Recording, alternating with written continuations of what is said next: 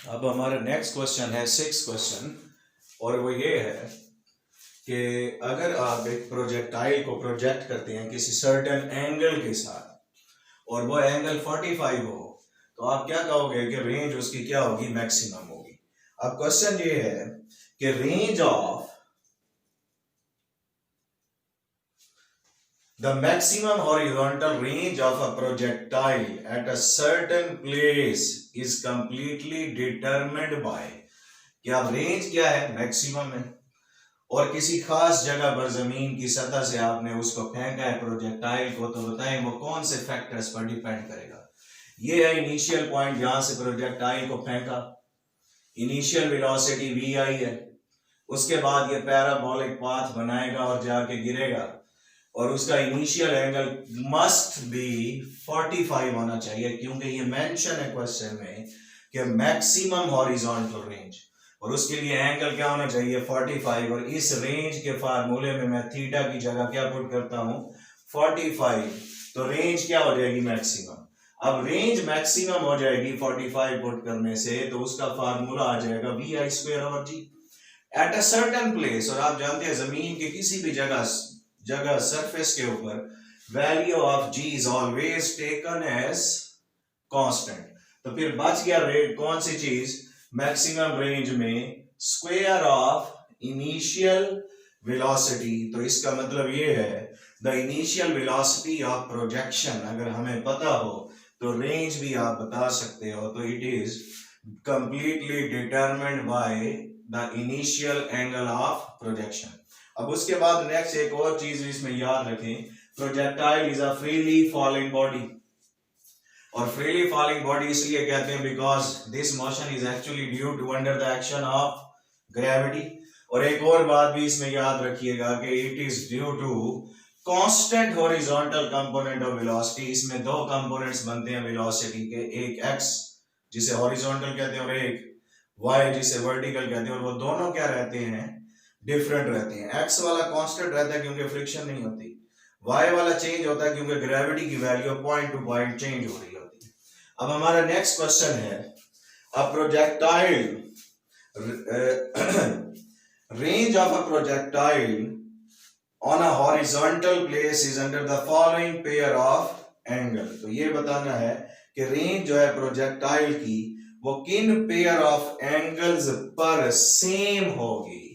और याद रखें जब आपको दो एंगल्स दिए हुए हो और पूछा हो कि किस एंगल पर उसकी वैल्यू सेम होगी, तो याद रखें ऐसे दो एंगल्स जिनका सम 90 के इक्वल हो उस पर रेंज क्या होगी, सेम। और ऐसे वो एंगल जिनका सम क्या हो 90, sum of two angles equals to 90, such angles are called complementary angles।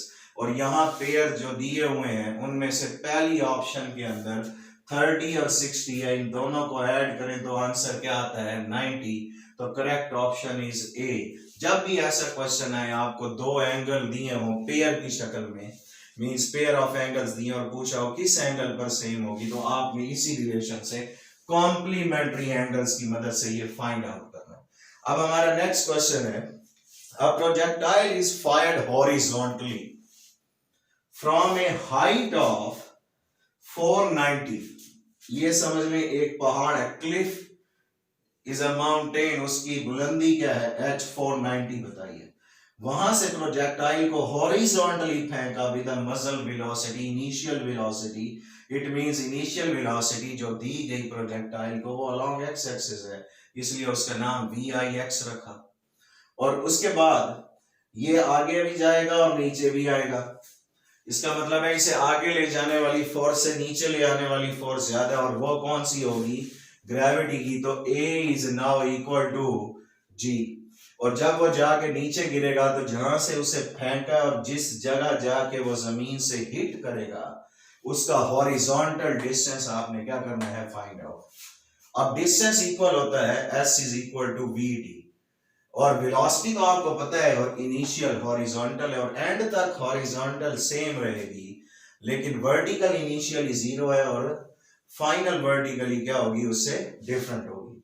अब हमें टाइम चाहिए होगा और फिर आप क्या निकाल सकते हैं, डिस्टेंस। अब जरा ये रिलेशन देखें, S is equal to VIT plus half AT square.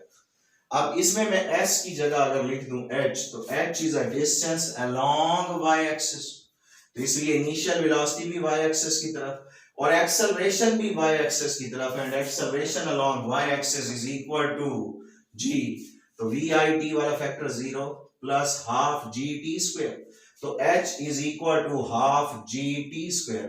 T की वैल्यू निकालें तो 2H divided by G square खत्म करने के लिए स्क्वायर रूट ले लेंगे, तो 2 मल्टीप्लाइड बाय 490 डिवाइडेड बाय 9.8 को मैं 10 लिख देता हूं, कैलकुलेटर ना यूज करना पड़े, 0 0 से कैंसिल, 49 मल्टीप्लाइड बाय 2 98 होता है।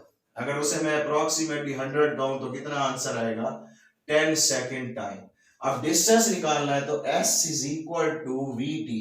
Now we want to find out the distance along x axis, तो इसलिए डिस्टेंस x एक्सिस की तरफ तो वेलोसिटी भी x एक्सिस की, और वो है 80 और टाइम है 10, तो आंसर आएगा 800 मीटर। तो 800 मीटर डिस्टेंस हॉरिजॉन्टल कवर करने के बाद वो प्रोजेक्टाइल जाके नीचे गिरेगा। उसके बाद नेक्स्ट है, if m is the mass of the gas, small m is the mass of a gas and capital M is the mass of the rocket, then what is the rocket equation या acceleration of the rocket? तो आप जान लेंगे सबसे पहले कि rocket principal जो होता है, जिसके तहत रॉकेट प्रोपेल करता है, तो वो होता है law of conservation of momentum और न्यूटन्स थर्ड लॉ।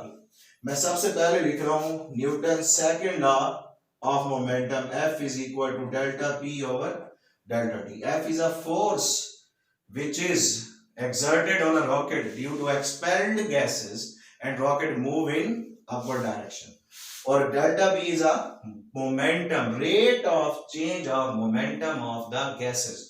और गैसेस का mass m, velocity v और t टाइम, और हर एक सेकंड के बाद mass बर्न होने के साथ एक्सपेल होके निकलेगा गैसेस की शक्ल में, इसलिए M V divided by T की जगह 1 लिख देंगे। और F according to Newton second law F is equal to होता है कैपिटल एम में मैंने लिखा क्योंकि ये जो फोर्स है ये रॉकेट को अपवर्ड ले जा रही है, और जिधर फोर्स लगती है एक्सेलरेशन भी रॉकेट की उसी डायरेक्शन में होती है according to Newton's second law.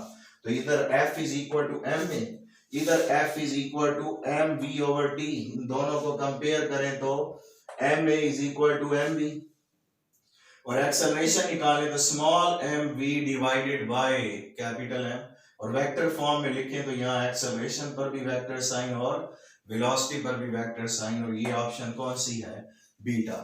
अब हमारा नेक्स्ट क्वेश्चन है, powered and remote controlled guided missiles are used for.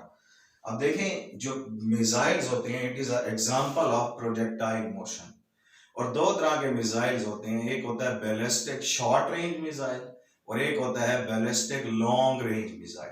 जो अनपावर्ड और अनगाइडेड मिसाइल्स होती हैं वो बैलिस्टिक मिसाइल शॉर्ट रेंज के लिए यूज होते हैं, और दूसरे होते हैं पावर्ड एंड गाइडेड या रिमोट कंट्रोल्ड मिसाइल्स, वो लॉन्ग रेंज के लिए यूज होते हैं।